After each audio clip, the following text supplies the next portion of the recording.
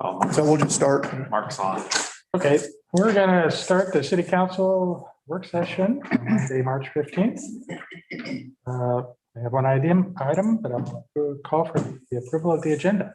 Approve the agenda. Second. All in favor? Yes. Okay, and Sam, can I ask Mark a question? sure.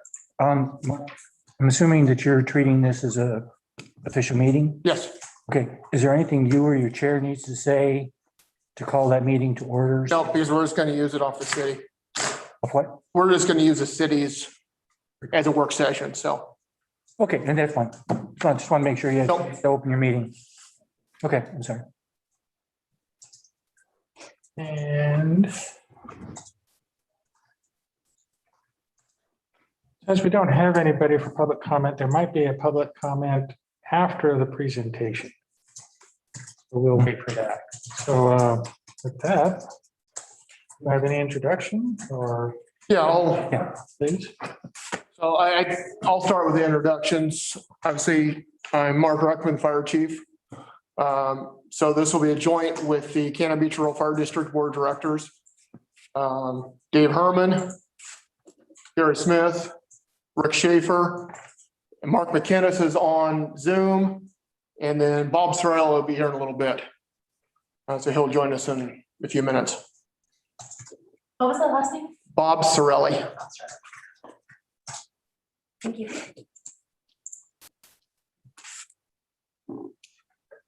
Okay, I guess we'll just jump right into your presentation. Huh? Okay, can you bring it up, Rusty?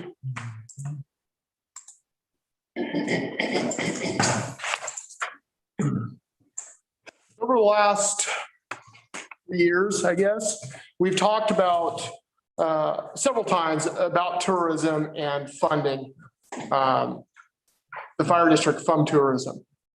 And so tonight, with the board of directors, the idea is conversation of moving this forward, of how do we make this happen? I've done some presentations, you guys, and a lot of the information in here you guys have seen before, but some people on Zoom maybe not have seen it, and that's why I'm going to go through it.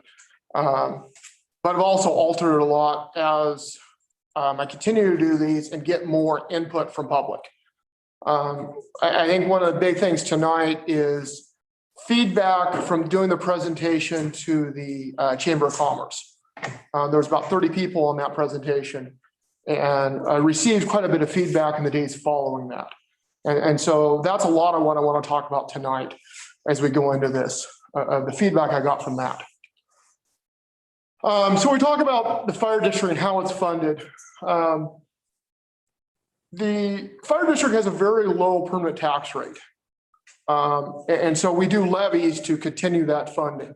And last year we passed the levy, which increased by 35 cents.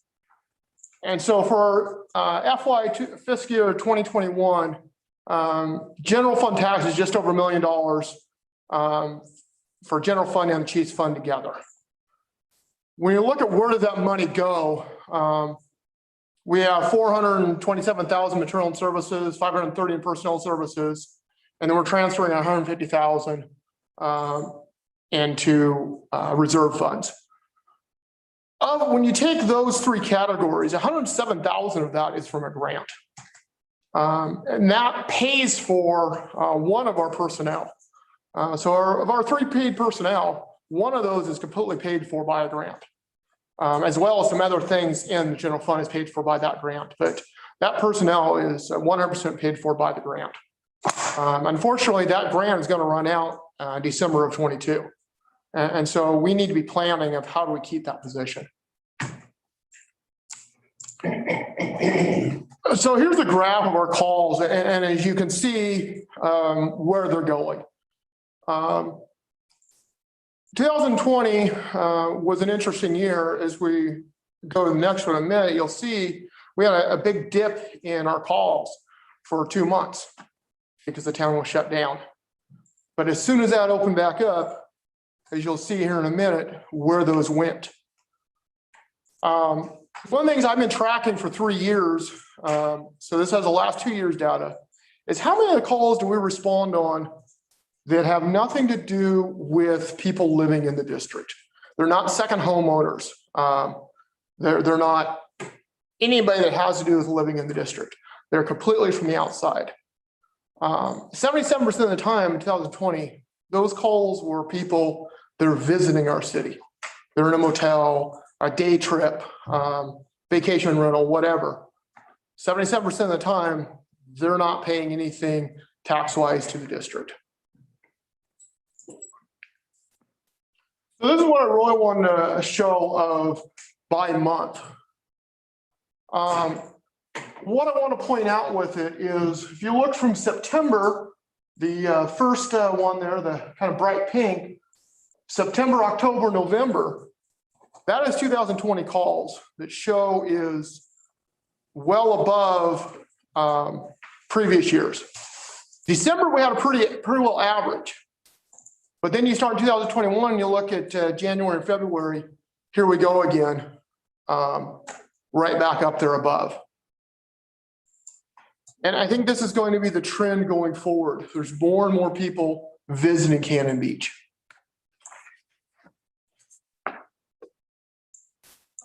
When we look at our tax rates, permanent tax rates, Cannon Beach overall per thousand has some of the lowest tax rate in the state. And that is across board when you put all the city taxes, the school district, the county, all together, we're some of the lowest. The city itself has a very low tax rate because you get so much from food or from lodging tax. That's what makes up that. Okay. The fire district is not any different. We have the lowest actual operating tax rate. There is one fire district that is lower, but they're not an operating fire district. They contract with somebody else for service. So they just take that money they get and give it to somebody else. So that's where the levies come in to get up to where we are at 89 cents. When you average it out on the coast, the average on the coast is $1.37. Ours is 89. You can see where the difference is there. When we start putting it together, we have a pretty unbalanced system there. If we were to take and go back and say, what would we get if we were $1.37 like the average is? The difference is about 800,000 from where we are now at 89 to where it would be at $1.37. That's the difference we're trying to make up. And some of the conversation has been around that it's really not fair to put that burden back on the taxpayers when it's not the taxpayers that we're responding on. It's not them calling for service with 3/4 of the time.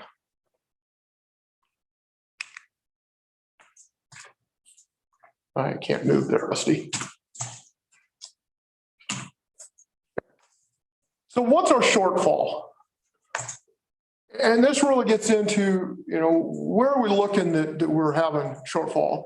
The biggest shortfall that I have and I hear really coming forward from the business is the fire marshal. We don't have a fire marshal. I act as a fire marshal. I am a fire inspector. I am not a fire marshal. And there's a big difference there. I have been for years doing fire inspections and I'm comfortable doing fire inspections. But when it comes to development reviews and plan reviews, I rely a lot on Alton and Jeff trying to understand. We are way behind in fire inspections because I don't have the time. And then we're going to talk some more here in a little bit about daily staffing and how we're staffing volunteers and the deficit that is. We have great volunteers, but we also have a problem of when are they available? And I'm going to show you a couple slides of when that really comes into play. We spend a lot of time with tactical rescue, rope and surf. And I'm not saying this doesn't happen, but I have yet to respond on a tactical rescue that is a citizen. The tactical rescue that we're responding on is the visitors. And then we go on to that, I want to just point out a little bit of apparatus replacement and capital improvements. We passed a levy, which is substantially helping with that. But it's still out there. We're still trying to catch up and keep ahead of that capital and apparatus. But my main points are going to be the staffing. So I talked about the fire marshal. We haven't had any consistent inspections since 2004. I've had calls from motels here recently needing it for insurance purposes, and I'm trying to get out and do those. But that's really as they're calling and wanting that, they'll get out there. I've had a couple from restaurants that have changed ownership, and now their new insurance inspections. And then we have development plans. That is really one of my biggest struggles is looking at development plans and making sure that they are looked at and planned for. So how are we staffed? Myself and division chief are paid for by the fire district. We passed a levy last year to hire a division chief. We have an admin assistant. And then we have grant funded position for recruitment retention officer. She has done a great job of actually helping bring up our number of volunteers, but she's also a responder. She is essential to our daytime response. She's essential for our duty officer coverage. So losing that position would be detrimental to our organization. And so I have to plan for 2 years of making sure we have that position still. We'll be applying for the grant to keep it going. Hopefully we can get the grant, but I have to plan for not getting that grant. Grants aren't guaranteed.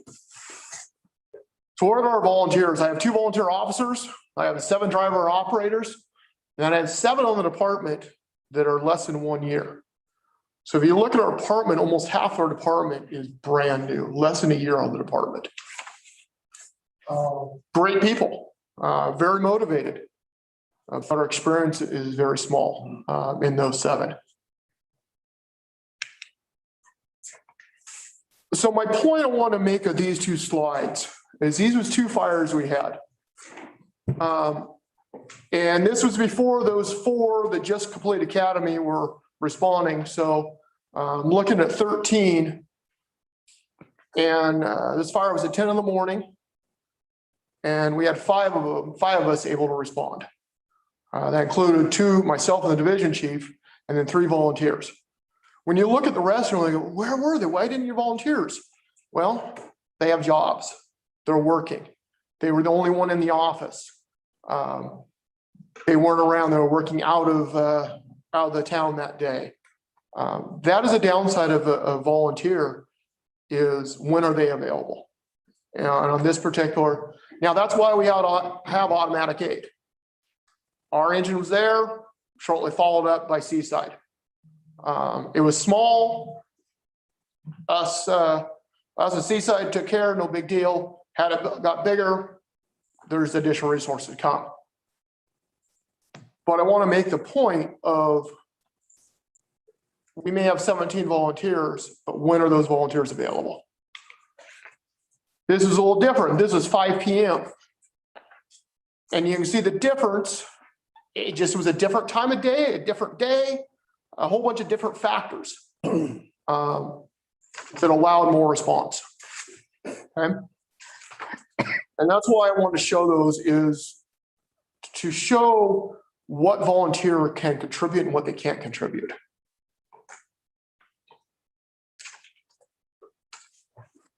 So my question that I've asked several, and I'll continue to ask, is what is the expected level of service for this community, the city, the business, and the visitors? What do they expect?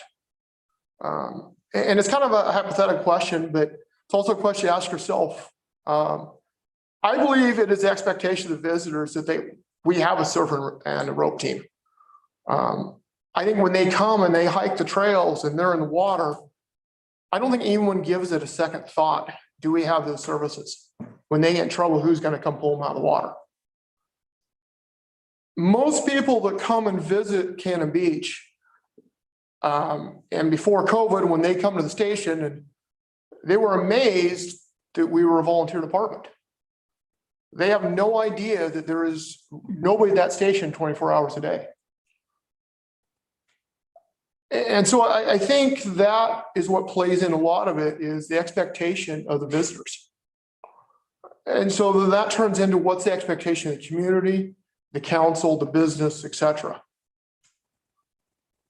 Tech rescue is manpower intensive and expensive.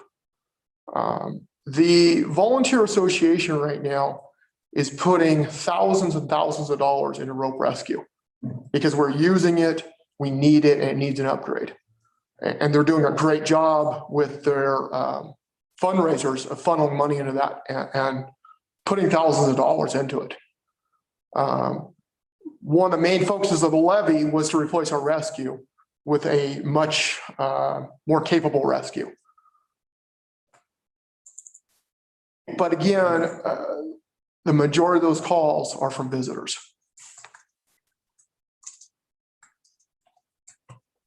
Fire marshal, I think, is a very something expected, especially as businesses are changing hand to larger corporations.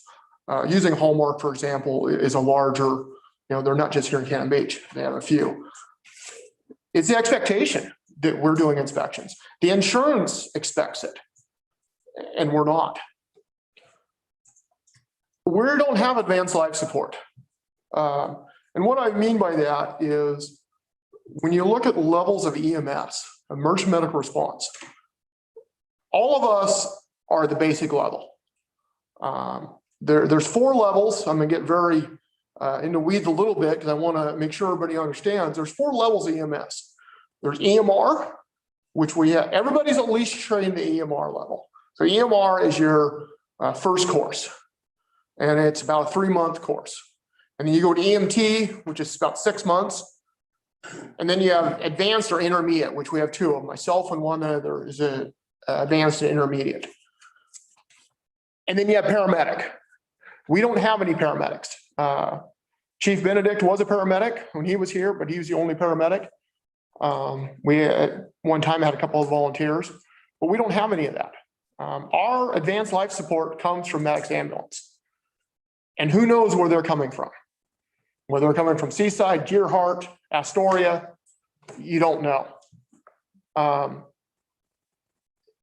But when we respond to the motels, to different places, the outside visitor doesn't understand that. They're used to a department that shows up with paramedics. And so my question back to is, what is expected level of service? And then what's the daily staffing back to the level of service? We respond from home. Our volunteers respond from home. They come to the station, they get the rig, they go to the call. Middle of the night, that could be 5 to 7 minutes. What is that expected level of service? We have a duty officer on all the time, 24/7. There's somebody in the duty rig. And so we have a guaranteed response of the duty officer. And then you're gonna have 2 or 3 other, they're gonna come.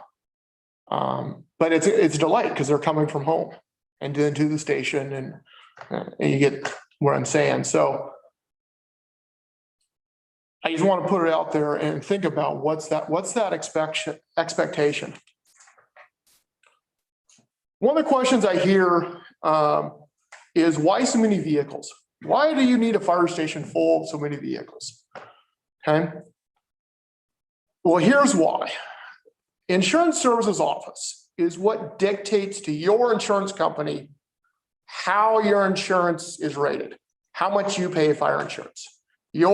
Especially the business community, they go to ISO and they say, what is your classification? And that classification is based off of what's the community risk versus what the department can provide. The lower that number, the better tax rate you're going to get, insurance rate.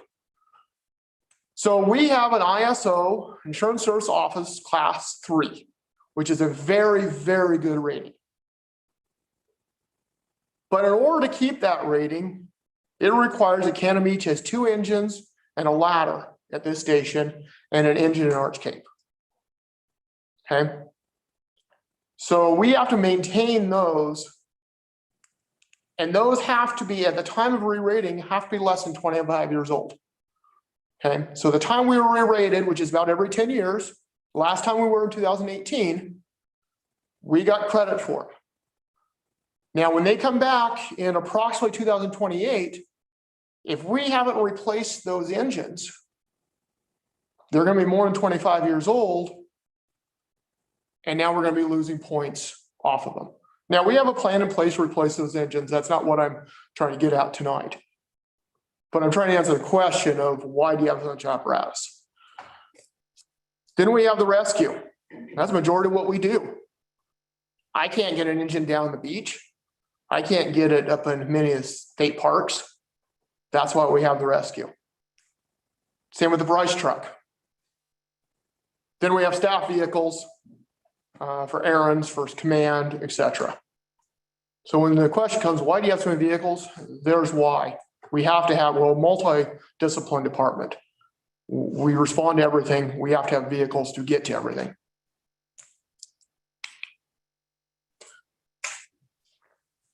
We'll look at what is our problem. We're unique. We're the only department that I know of that really has the big difference of really a low population compared to a daily population. When I talk to other departments, talk to Lincoln City, talk to Pacific City, Nestucca, they don't even have the problem we have. Yes, they have a lot of visitors, but not the swing and the big difference that Cannon Beach has. The city of Cannon Beach receives money from the lodging tax. They also have the TLT. It goes back into marketing to bring more people. And it's that cycle. And it's a great system for the city. But what does that do to the district? It brings more people, more calls. And we don't have any mechanism of that funding where the city does. 100% of our response is paid for by taxpayers. The visitors don't pay, besides they pay for a room, which goes into the taxes, and I understand that, but they're not directly paying for any of the services. So my solution is I think we need a balanced system. We need some tourist responsibility and some taxpayer responsibility.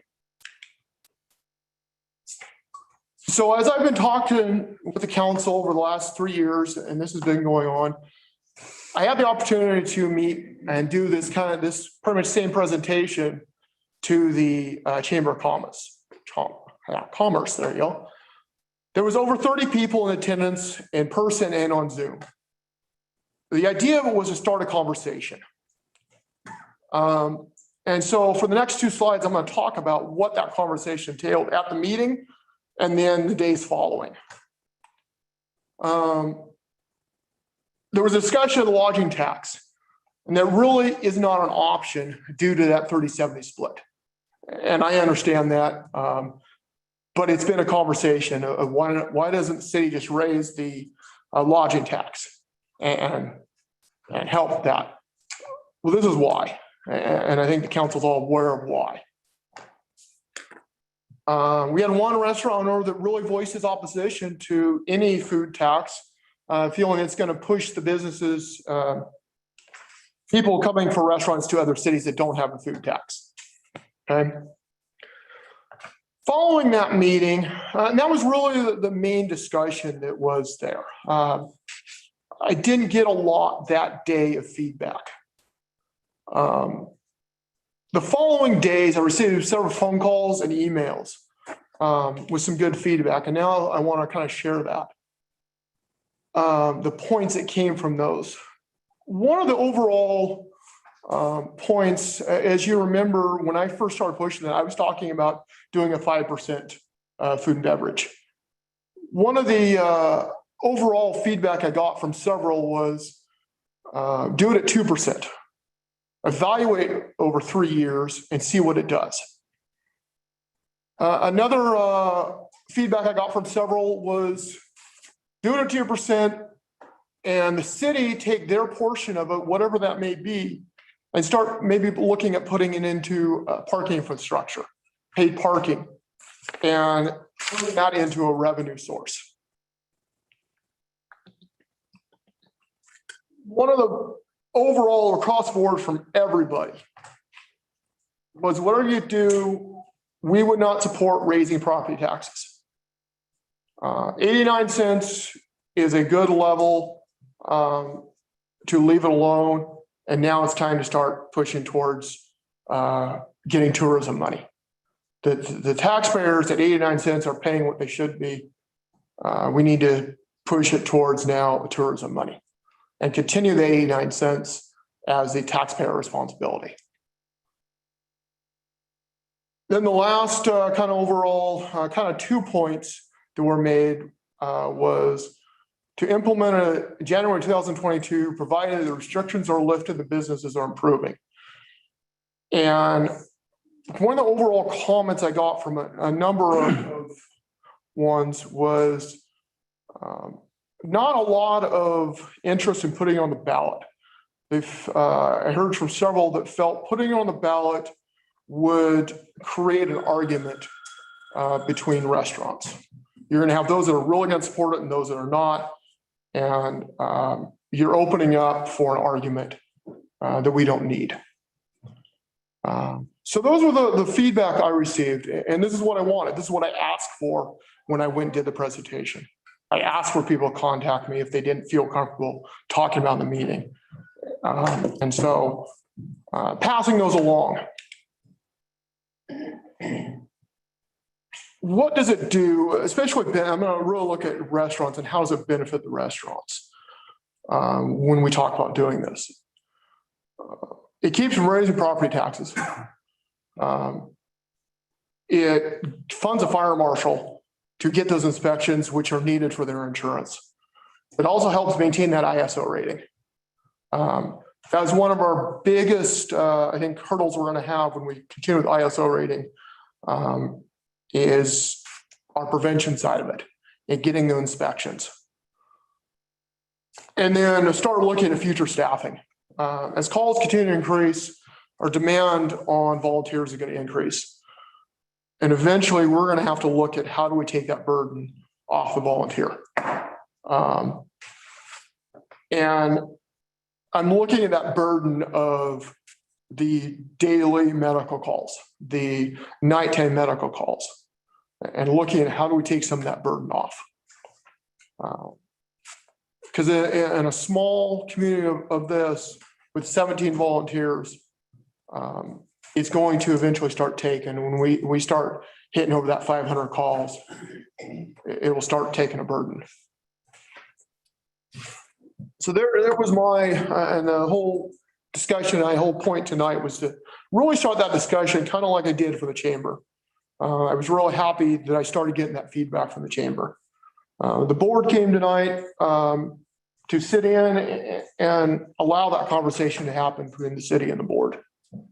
The board, a special district, does not have the ability to do this. It has to be done through the city or a county. A county is not willing to. They haven't been. They looked at it a few years ago for an option on the jail, and didn't feel it was an option to do it countywide. And so that's where I look at the city of trying to make this work.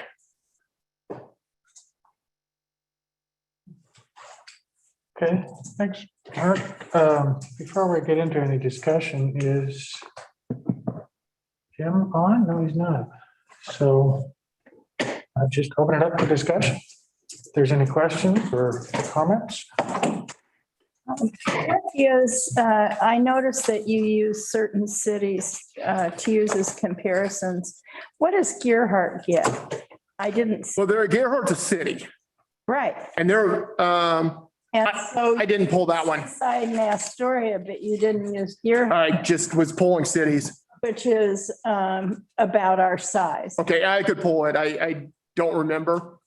I was pulling almost every one of them. Can you get that for me? I could. Okay, the reason why is I think they're fairly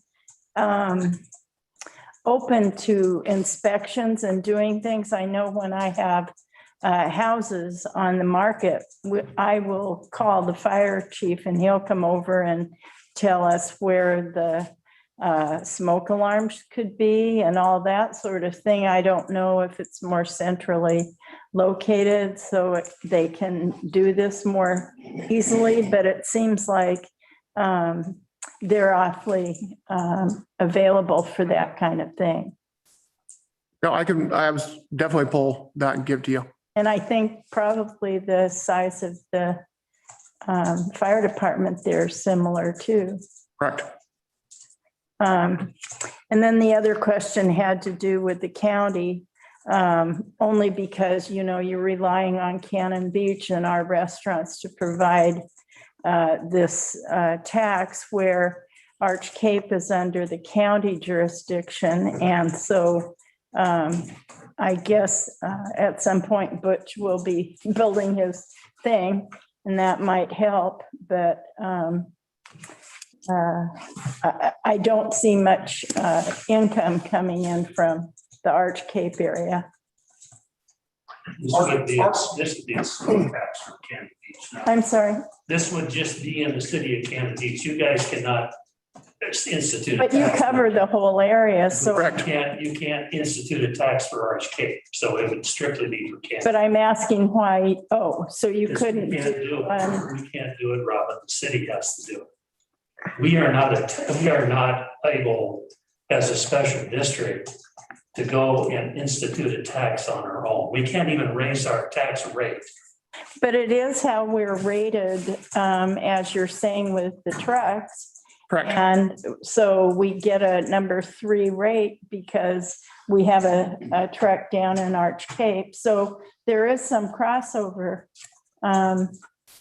Which I would, Cannon Beach has that rate, not our whole district does not have that rate. So the city has a ISO of 3, the district has what they call 3X, which has to do with water supply, is why they have the X behind it. But you're right, it would only be implemented inside the city limits. Yes, it would help the whole district, but when you look at what we're responding on Arch Cape, we're responding on the residents of Arch Cape. There isn't a lot, there's a motel, I mean, there's a couple little motels and stuff, but if I was to break out the district calls and how many respond to outside the city limits of taxpayers, I would guess 90% of the time outside the city limits, it's taxpayers are responding on. We don't have a large outside the city limits response of visitors. We have a little bit at the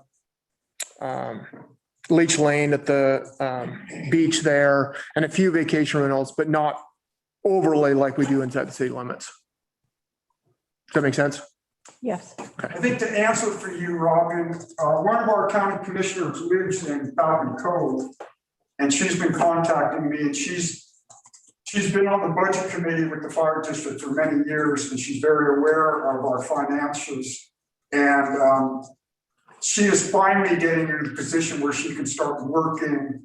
And she's contacting me saying she's really making an effort to get some money out of the county to help out the fire. Yeah, yeah. And it's convenient because she's a county commissioner and she's living in Falcon Cove, so she understands what's going on. Uh-huh. Yeah, that's good. Do you have any idea how much money could possibly be raised? I really don't. Without hiring somebody to really go do a study, I don't know how we would find out. I've tried to ask some restaurants, hey, what do you know, and nobody's really willing to tell you what their receipts are, because that's what's going to come off of is their sales receipts. And so I really don't. And that was kind of the idea of trying it 3 years, see what does it raise, so we can figure that out in that 3 years. Does it do enough? Does it not do enough? What does it do? Because I honestly have no idea. So you don't know I mean, Percent, you're talking about a 2%, whether that would even be enough to even be worth it? I have no idea. I would think so. I mean, looking at the traffic in town, I would think it would. But I really have nothing to base that off of besides restaurants telling us they're busy. And are you proposing that that the board would, your district would take the whole amount, or are you? Well, I think the city's got to have some they've got to collect the tax. Originally, what I had proposed when we first started talking about this was like 85%. Because the city's got to have some for what they're doing. I mean, they've got a legwork into it. And I think that's fair. But then, again, I think what I'd like to see is a 3-year. At whatever we decide, a percentage, and then evaluate that. Did that work? And readjust.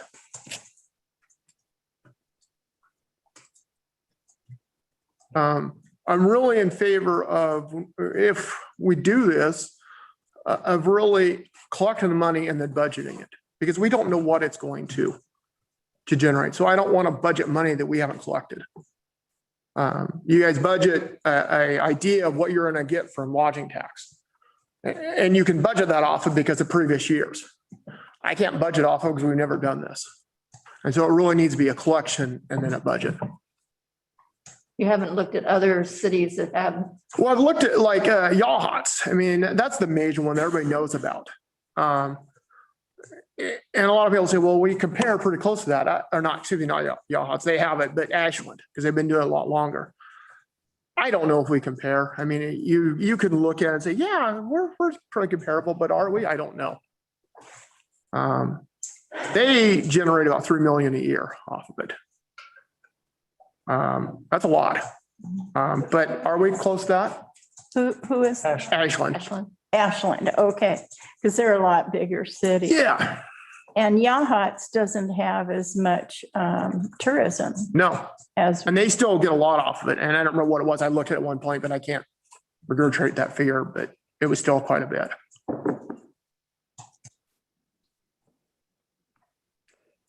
We gathered some information last time I talked about this, didn't we?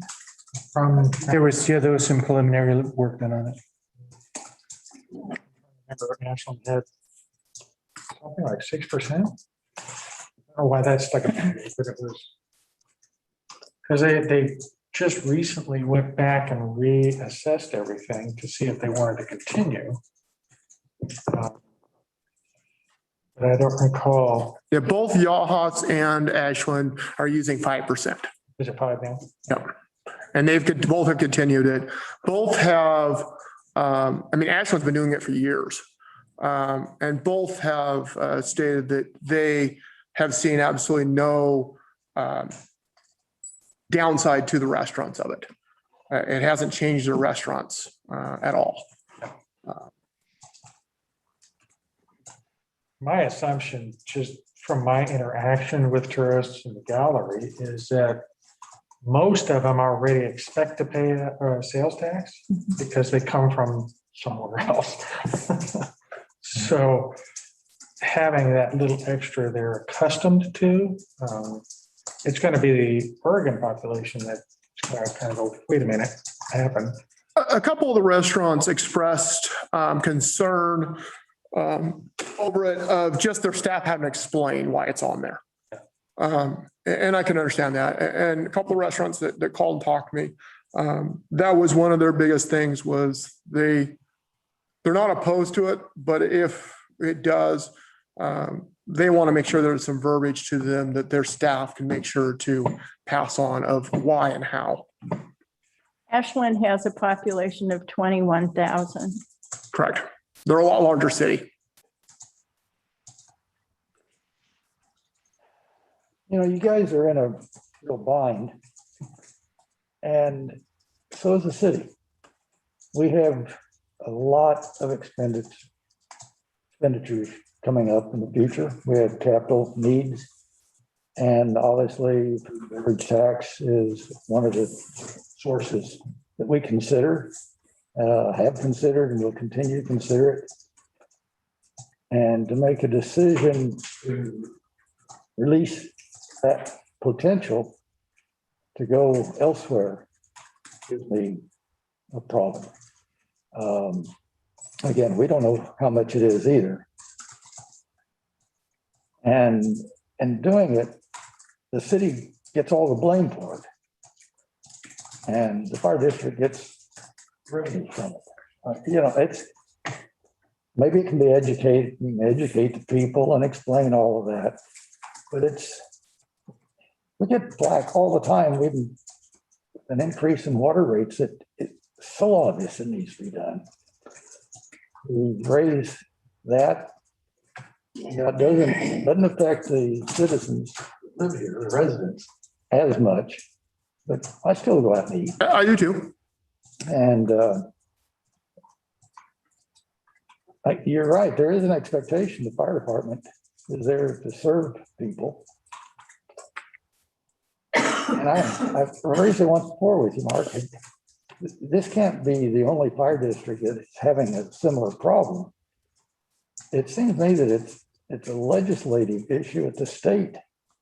It's the structure is all wrong. I agree. And I'm not aware of any lobbying effort. People go into the state legislature and say, we've got a major problem here. You created this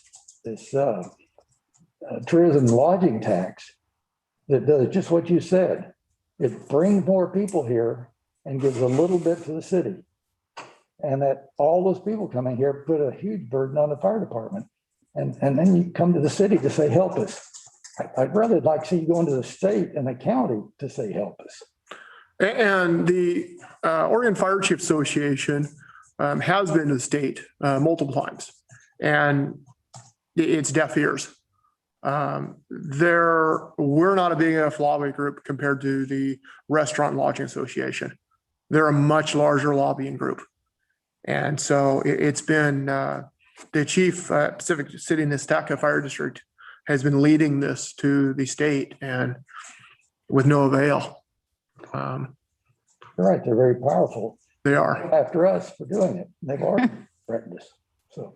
Yep. Anyway, I understand. I mean, it's a horrible problem.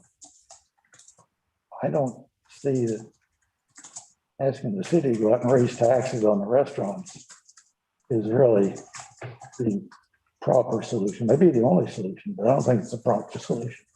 Do you really think that the residents of this community would rather have their property taxes raised through levies? No, of course not. Or tax food districts, Mike? I don't understand the reasoning there. No, they don't want anything raised. But I think if they had the choice of not having a fire service or taxing the tourism industry, don't you think they would prefer to tax the tourism industry? From a tax rate standpoint. From the resident, Your standpoint. the resident's point of view, yes. So as a city councilor, I would think that you would look at it from that standpoint and not look at it as a bad thing for the taxpayers of the community to support the fire district financially. And you have the capability to do that. No, you make a sound argument. But you're asking us to go and raise taxes on our businesses to support a fire department that serves beyond our city. Well, Let me, No, not really. we're not raising one thing straight, we're not raising taxes on the business. No. We're raising taxes on the tourists through the businesses. Just like the Businesses are rent. gonna get. I know, it's the same thing, but we get the same flat. Yeah, we get the same flag, yeah. When you pencil it out, it makes sense. and one of my big things that I pushed in as we've talked about this is the motels, they keep 0.5% or so, I believe it is, of the tax they raise to offset their cost of doing it. And I think the same thing should be the restaurants is if we're gonna do it, I think the same thing should go with the restaurants is, I mean, they've got to have a little bit for having to do the reprogramming of computers, whatever they have to do. I think that's fair. Yeah, I agree with that. I think also in a situation where the city would be gaining some of these funds also is to create a reserve so that we could have a grant system for restaurants who need to really retool. There's a couple restaurant owners that I've talked to that don't use the fancy computer ordering systems. And they, in order to do a tax, would have to do that. And they're really, that's the big objection I've heard, is that they don't want to have to do that. And it's manpower too. It's a little, yeah, there's manpower, there's, figuring it all out and doing the bookkeeping. But that's why the computer makes it a little easier. True. But And I think alcohol as opposed to restaurants that don't serve alcohol, that's also another piece of that. Well, as I understand it, the state legislature, the state law won't allow alcohol to be taxed. Correct. So it's Okay, so it just only food. food. Yeah, food and non-alcohol beverages. Yeah, you cannot tax alcohol. Which is part of the programming and the benefit of it, so that alcohol doesn't go into the total. The bill is calculated. But what I was getting at was just to have a little bit of reserve to help some of the restaurants that don't have that capability yet. And make this a one-time kind of deal so that they could get up to speed technically. But that kind of fits. I agree. what we're talking about now.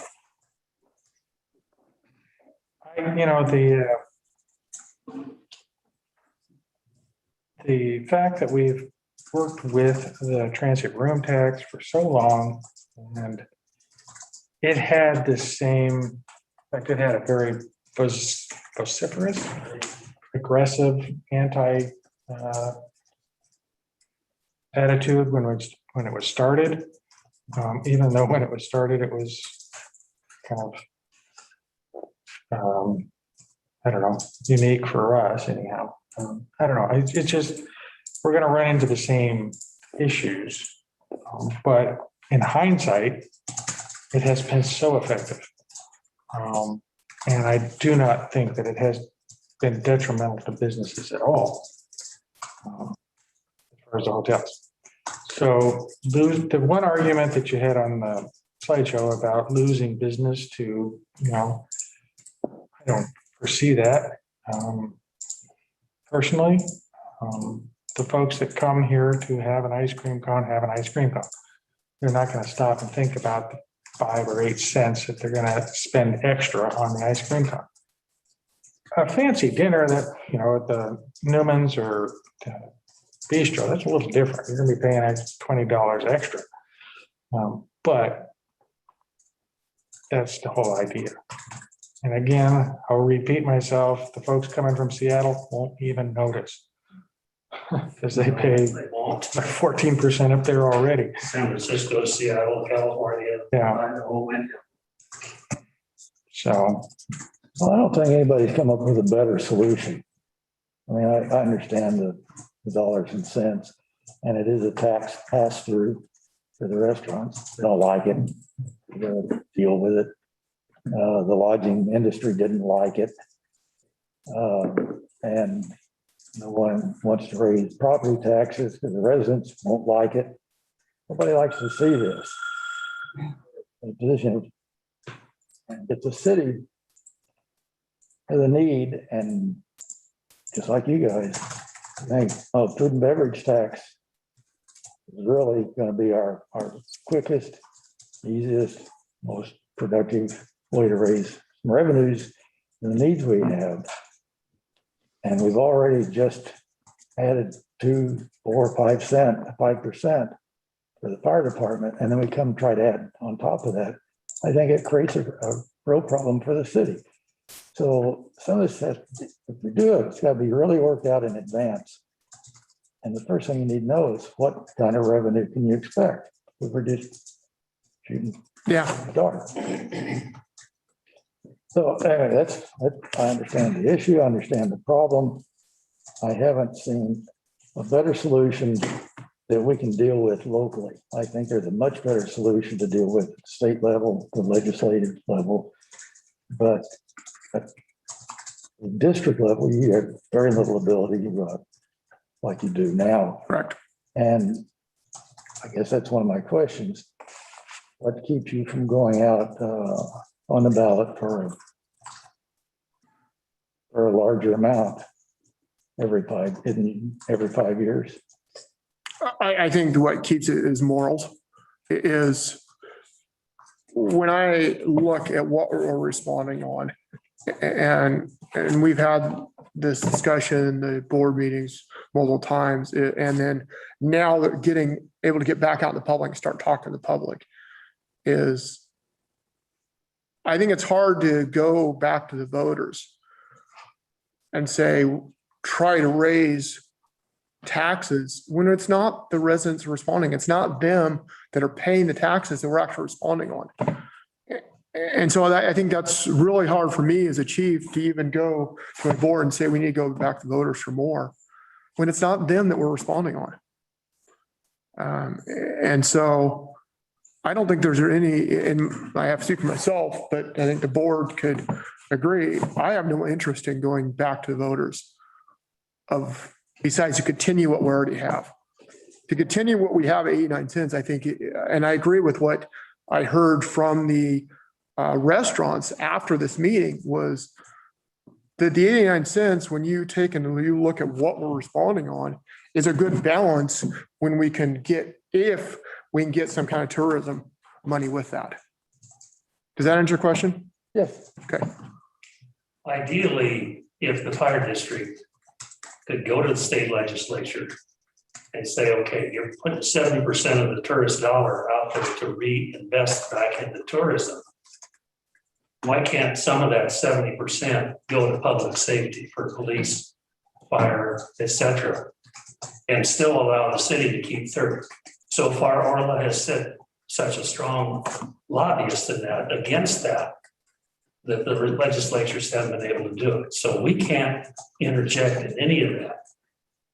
As I said before, it's if we can't work out an agreement with the city so that we can look at some form of other revenue other than going to the taxpayers. The district board has been reluctant in the past to just keep raising taxes. With the training and the equipment mandates from the state, from the SDAO, from the training, from the insurance industry, we're stuck with providing the services that we provide. And if we can't have the personnel or the money to fund the personnel, the only other thing we can start doing is looking at the services that we provide, which we don't really want to do. All that we're really required legally to supply is structural firefighting. We don't have to do wildland firefighting. We don't have to do EMS. We don't have to do road surf rescue. All those things that we provide to the city, or actually to the city's occupants and the people that use the city, at no expense to the city or those occupants, cost the people that own property here a lot of money. So what we're asking you guys to consider is this leverage tax. Basically, it's a way for the city to really help us with our personnel. We're okay equipment, but we need help with personnel. And what Gary's alluded to is by ORS, all fire districts are responsible for is fire protection. There is departments that don't respond on EMS at all. EMS actually is county. That's the ambulance service area is owned by medics, which is a county program. We're not actually legally responsible or obligated to respond to EMS. Now, every community is going to expect it, and most communities do expect it, but not all communities do respond to EMS. We're not advocating we stop responding on EMS. That's not the point, but it's an unfunded liability. I mean, the question, you said medics is a county program? Well, so the ambulance service gets way in the weeds. The ambulance service area, the ASA, is county ran. And you bid on that ASA. And so Medics has the contract for that. Medics ambulance. But the county is the one who funds that contract. Yes. Didn't know that. I think when this was brought up before, there was a question about whether the legislature had prevented jurisdictions from even thinking about doing a beverage tax or Yes, because of the corporations tax correct. passed during the last legislative session. Do you know whether or not? And we found that that wasn't the case, that it is, we were with that House bill that passed, there was question of, but when the legal team really got into it, found out that wasn't the case. It wasn't excluding that. It was basically excluding a complete sales tax is what they were excluding, which that's not what this is. This is a defined to food and beverage, not a.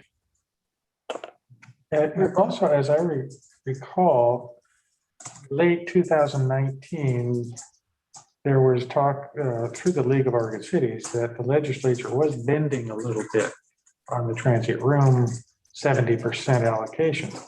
That all obviously just disappeared in 2020. Yeah, it was. I haven't heard any discussion since then. It was on the House bills this year and it fell off. I watched it in the very beginning and it disappeared real quickly.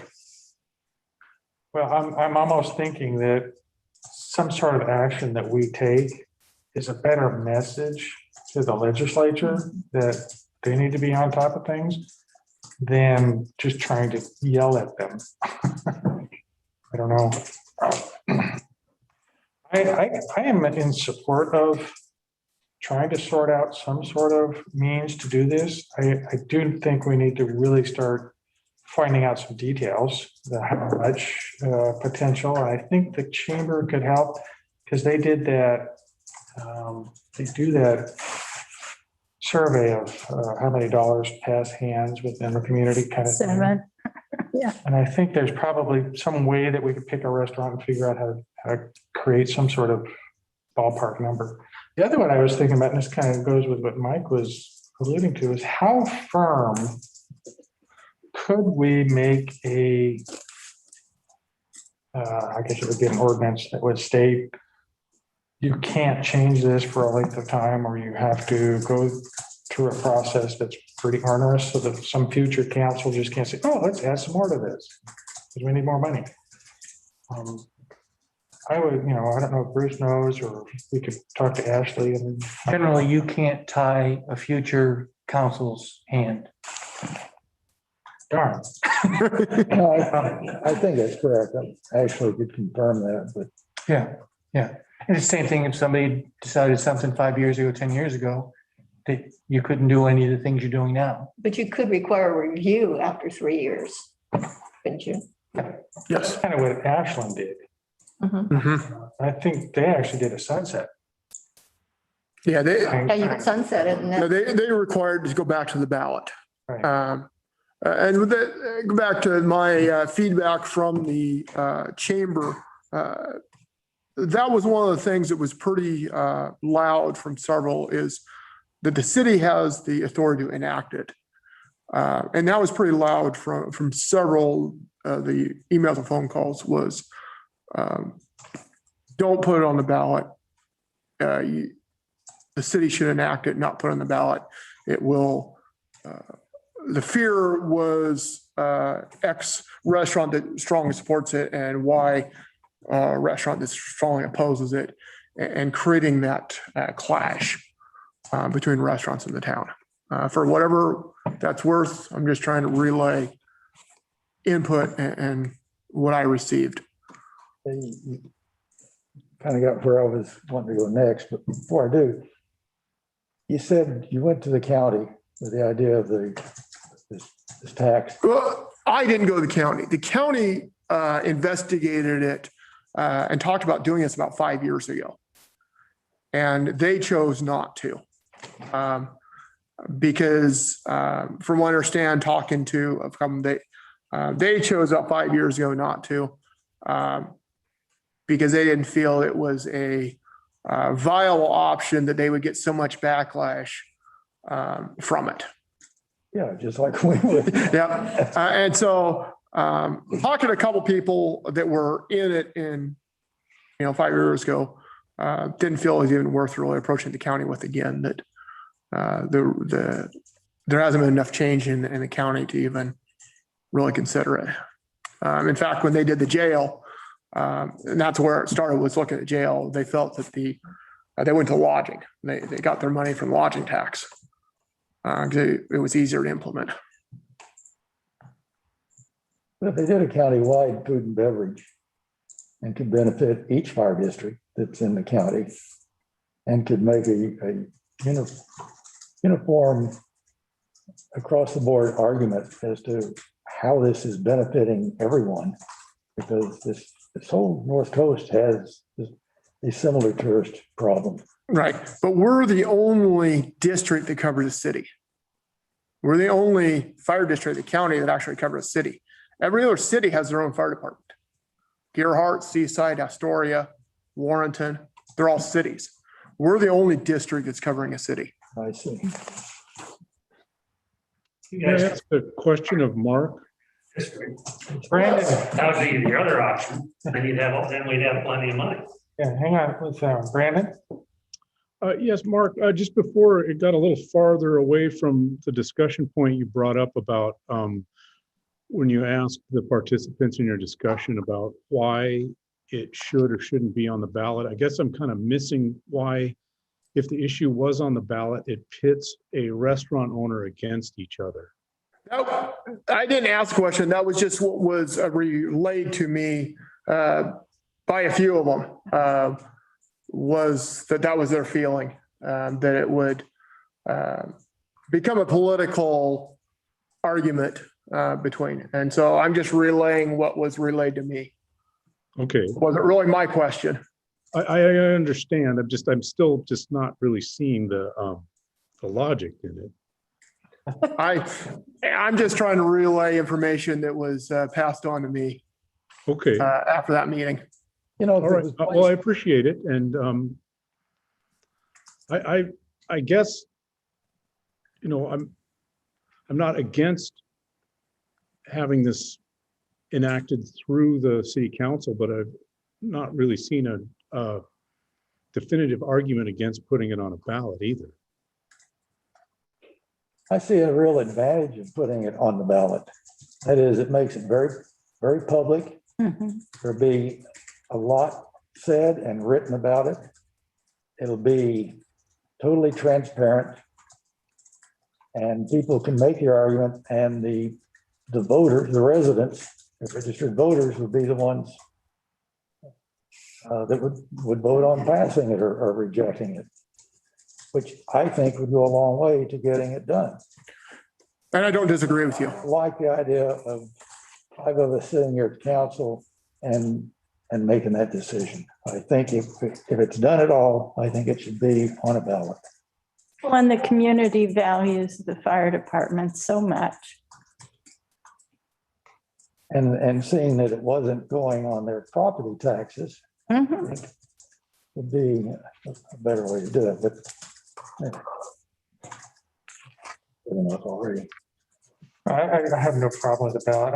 I think I kind of understand the argument that somebody has presented, is the fact that one restaurant might be totally for it, whereas their neighbor might be totally against it, and then they're battling.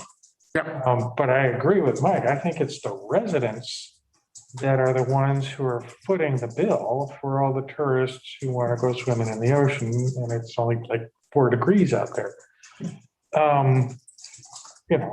That's, once they understand that really well, and that's just an educational campaign, to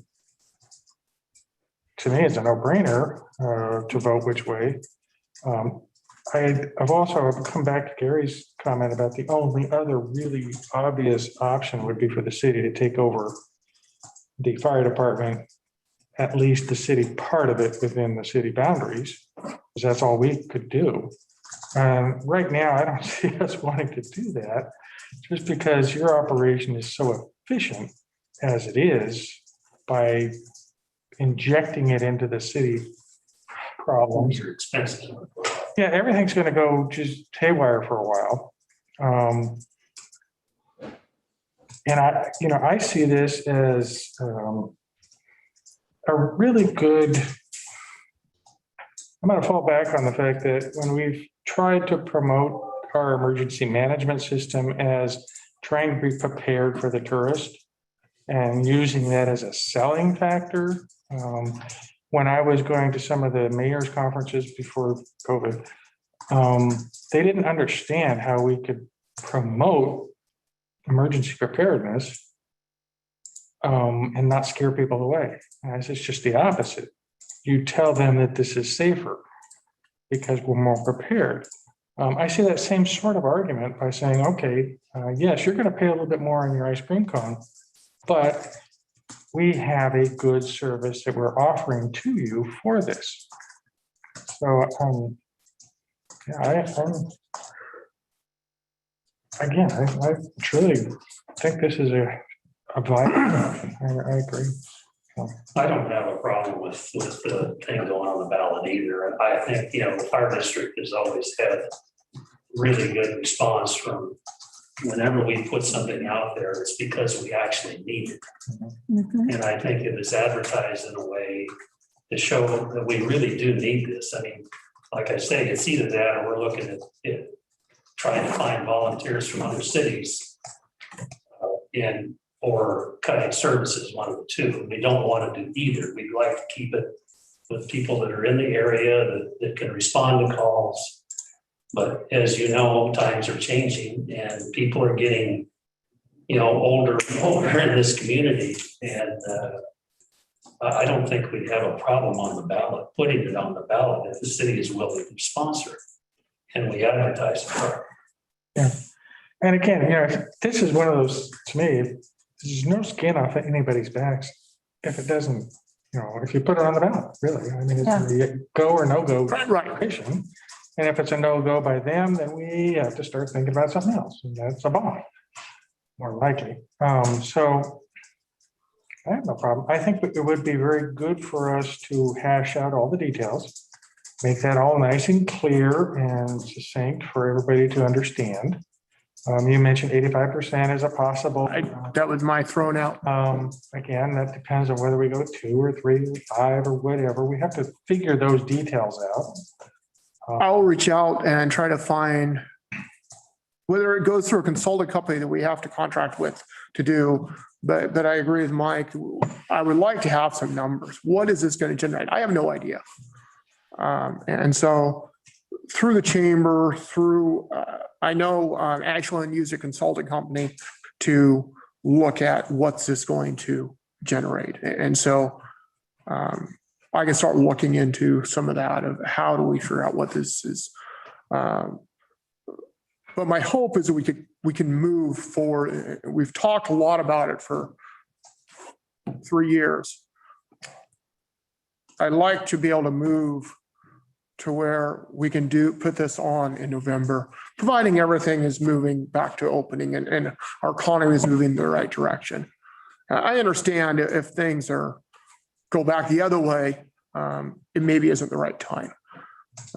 But the direction things are heading right now, I'd like to see us hopefully be able to in November to where we can hopefully put it into place in January and start moving this forward.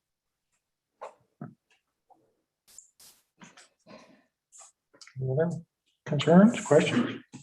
I have one additional comment. You mentioned that raising the hotel room tax was a no-go because of the 30-70 split. I'd just like to remind you that 30% is still something, and it is an option to us. So whether it's palatable or not, I'm not sure, but I don't think it's something that we should just take off the table because it's there. How much were you looking for a year? When I balance between the average of what we are, the difference is about 800,000. Now, whether we get there or not, that was just a way to go, what's the difference? There's 30% or 1% based on 2019 collections, and we're higher than that now, is about $170,000. if we were to increase by the 1%. And I didn't suggest it to say that that would be the only way to do it. I would suggesting it in that if you used it in conjunction with a food and beverage tax, that perhaps it could get us where we need to go. Did you say Fair enough. 30,000, 170, 800? no, $170,000. Thank you, Bruce, for your quick math. Somebody better check it. That just sounds right to me. Yeah, there was some gazintas involved, right? Yeah.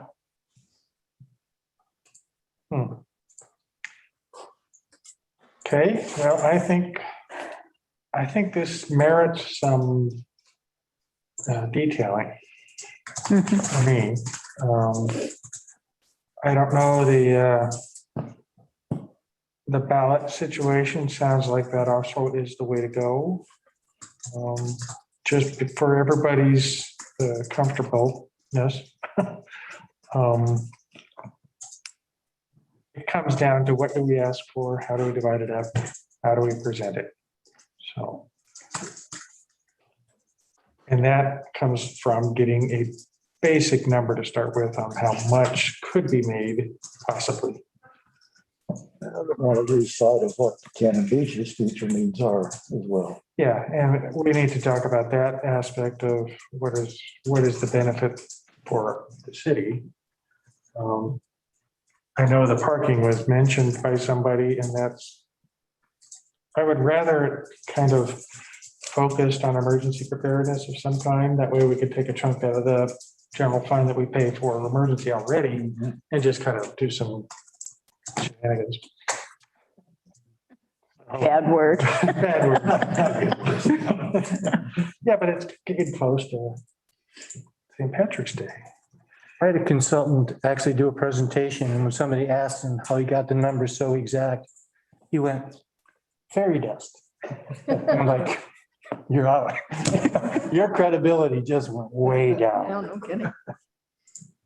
So shenanigans is better. Okay, not hearing any other comments, questions. Let's continue the conversation, but with some details. I don't know how to do that. Bruce? Yeah. We can pursue. Okay. Thanks, Mark. District to the city Thank you, council. Mark, Thank you. and for this. board members. Thanks for coming. Thank you. Yep. Yeah.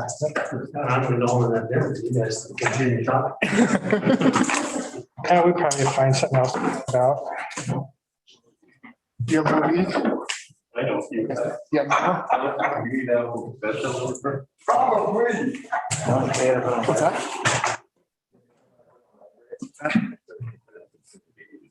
Oh, Thank you very much. Thanks. Thank you. Hey, y'all.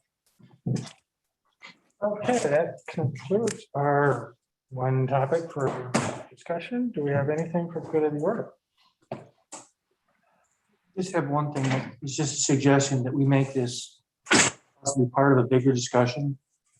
And to Mike's point, that we have some things coming up that if this option is not available, that we would be looking at significant tax increases to be able to move forward with projects. Which is something, I just think that there's the fire district needs, there's the city's needs, or we could find ourselves with very high tax. Part of a bigger discussion. I read your email about where we might be headed with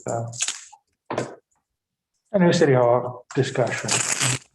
Agree, we need to keep talking about that, figure out what to do, because we got waylaid. Do we have anything on an agenda for discussion of the city hall or police station? No, I just said that when y'all want to put it on. we put it on. I think we have it on the work session. The station, the garage. Well, Oh, no. but I'd like the city hall Oh, discussion as well. okay. I mean, not necessarily on that work session, but I would like to see us return to that pretty soon. Sooner rather than later, yeah. And also, you have possibly less than 5 months to make all the decisions you need to put this on the November 2nd referral, for referral. Because things have to be in by early to mid-August for November. So there's a lot of work has to be done for any consideration that's going to be given. Well, could we include it with the work session where we're going to talk about the assessments to the police department? Sure. And also this, depending on what the decisions are regarding a new city hall, we could potentially modify the design over here if we're going to be out in like a year or 2 years, or so, well, 2 years minimum. But if there was nothing on the horizon that might make a change, then we're going to have to do more significant changes in order to make it a palatable situation. Okay. That works out. Yeah, that's fine. I kind of suspected that the whole discussion would expand. Probably would anyway, yeah, whether it's on the agenda or not. Yeah, that's because of what the topic is, so, yeah.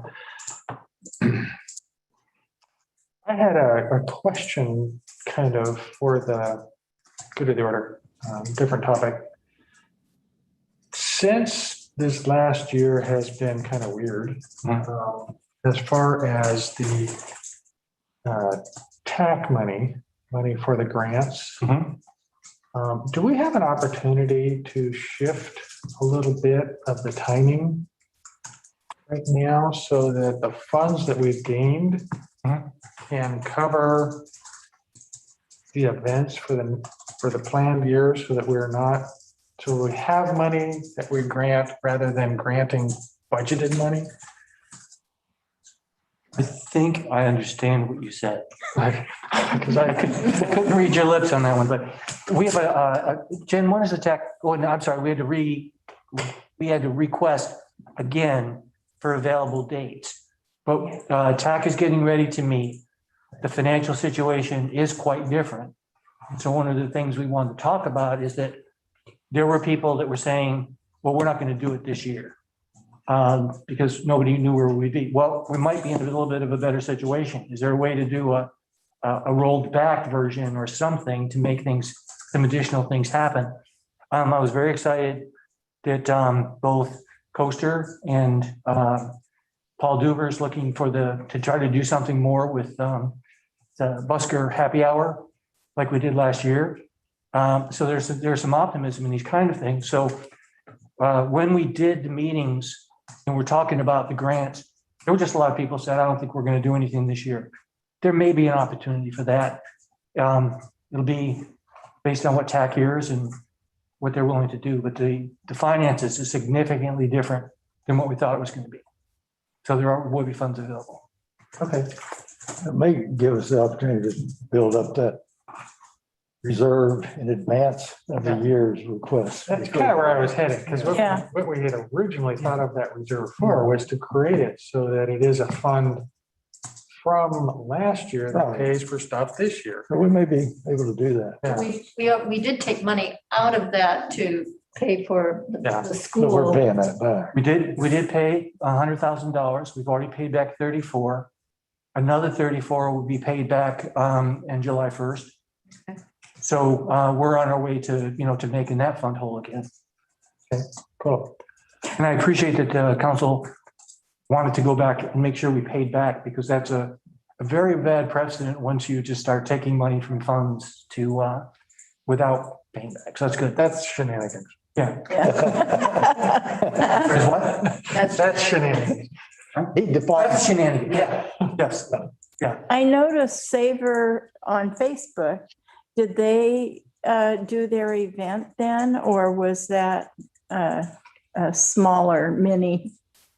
I thought Sabre canceled for the year, didn't they? No, that was Get Lit. I thought Savor was looking at an October event Oh, okay. initially, so that could be something else. So it could have just been sampling wine. Yeah, the midterms were Okay. due today, and so they just came in, and we're hoping to meet the TAC at the end of the month and actually review the midterms, and then we'll see exactly where people are. Yeah.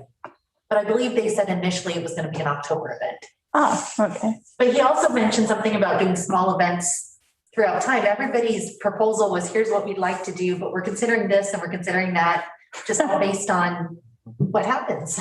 Yeah. And with that, if I can maybe get some guidance from you folks, I think, and I'm talking to you too, Brandon, I don't mean to be I'm turning with my you. back on you. Yeah, that when there was discussion about whether or not TAC could have the discretion to kind of, take in a proposal and possibly modify it. And I think what council said at that time, that no, we want it to be held to what the request was. Would there be, and you can answer later probably, but would there be any movement on that so that TAC could consider new requests or some kind of a modification if somebody came in with a cutback saver or a modified get lit or something like that? Because in some ways, I feel like the way that we've done it in the past is we're locked into what those original grants are. I thought that we were talking about the different buckets of money and that TAC was wanting to be able to make decisions on Oh, yeah. three. I don't see a problem with them working within the events. Total for that year. Yeah. Yeah, that sounds good. They'd have the experience to do that, but not to go Right. to the other buckets. Yeah, and Robin, you're right, there were two. One was the going to the other buckets. And then the other one was, can we modify based on negotiations or whatever when the grants come? I think you said no on that. But I think that I would recommend that you give them the discretion that if we can get some things going this year, that maybe it's a different, modified process or something. Right now, I don't think that they have that discretion, but I would like to be able to tell them they do or they don't when we finally meet. Well, and they'd really need to consider what at the time is allowable by the state too. Well, I think you're asking for, let them have a little more flexibility within the proposal that's submitted. Is that right, what you're saying? Or, yeah, if we taught people to modify them or something that, for example, I guess Saver said they're going into to October. Well, that's next year and we'll have money next year. But can we talk about maybe a modified program for this year, which would be probably a new application or a modification of one that they said we're not going to do for a year? I just think that there was a lot of pessimism, and so people just pushed off.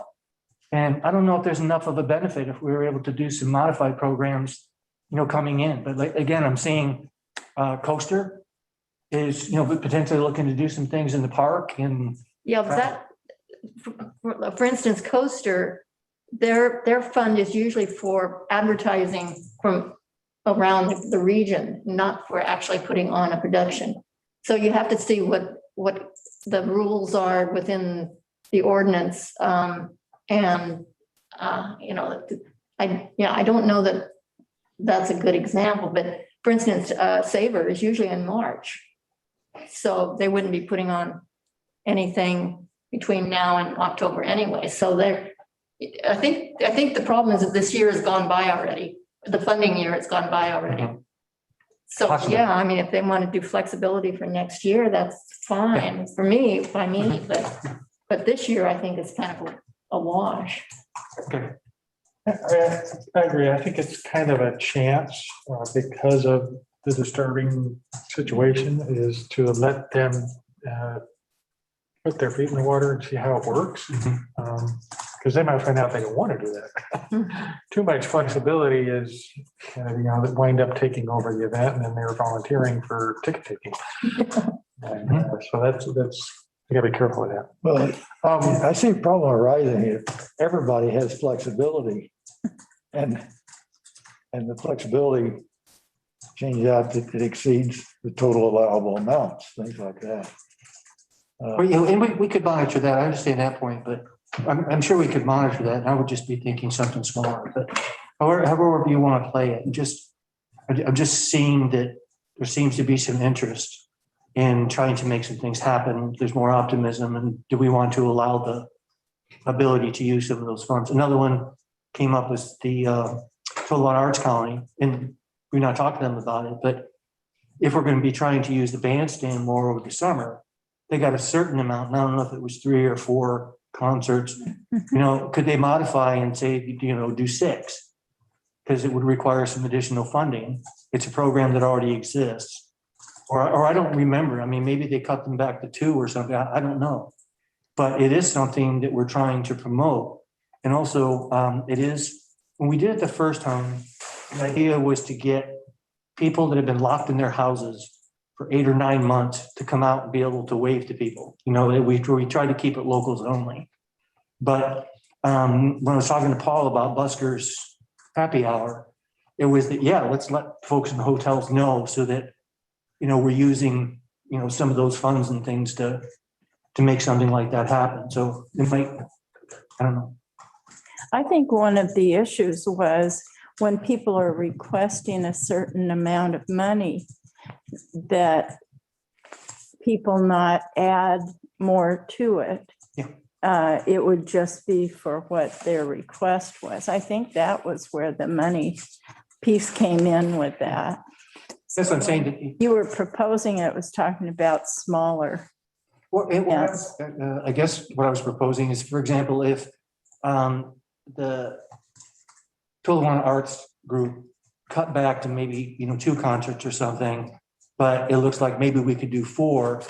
Could they provide the additional funds for another 2? Do they have that flexibility? Because they only requested or they were only approved for a certain amount. And it was based on a much reduced pool of money. They should come to us with a proposal. Right, and that's what I'm saying. Are they allowed to go ahead and do another round? Unless we know what it is, you can't say.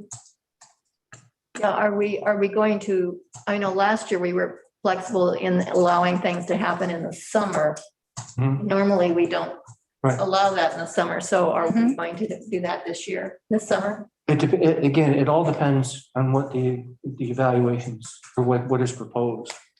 I'm just saying something like the concert series, happens in a large space. That might not be a bad thing. Well, for now, I'll say no. We're not looking to go through the whole thing. It's just let's evaluate the processes where we are right now. That brings up a new question that I had was 4th of July parade. What? The 4th of July parade. Oh, yeah. Should we start considering whether we're going to do that or not?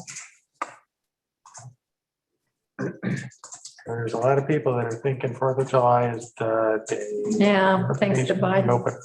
But it is an outside event. It is, so it's something to think about whether we should do that or not, because it is a city kind of now option. That's Biden's target date, but who knows if it's actually going to come. But that was for family backyard picnics. Backyard, yeah. Not A little bit different. public events. We'll wait on that to see where it goes. I have people asking. When Rick was talking yesterday, if I recall, didn't he say that we're at maybe 10% in Clatsop County? So 10% of the total population. 10% is vaccinated. yeah, and they're looking to push out some more. And I have no crystal ball at all.